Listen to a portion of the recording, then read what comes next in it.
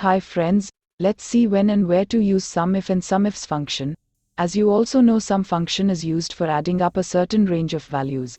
Like the same SUMIF is used for adding up a certain range with a particular criteria, lookup value. Let's me start with formula. Equal to SUMIF, press tab, select the lookup value range. Here my lookup value is central, which is in B column range. So we'll select the range first, comma, then I need to select the lookup or type the lookup value within the double quotes, comma, next I need to select the range of values from which I need the total, enter. The result is here. If I change the criteria, the SUMIF total will change accordingly as per criteria. Now let's see about SUMIFS function. It is used for adding up the values of two or more criteria.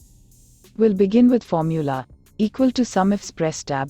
Here we need to select the range of values from which we need the total, comma, then select the first lookup value range, comma, select the first criteria, then select the second lookup value range, comma, select the second criteria. Here I have only two criteria, so pressing enter. The result is here. If I change the criterias, the values will change accordingly. Hence the difference between SUMIF and SUMIFS is the count of criteria. If you have only one condition, use SUMIF for totaling. If more than two criteria, that use SUMIFS function. Thank you for watching the video. Kindly like, share, comment and subscribe for more Excel videos.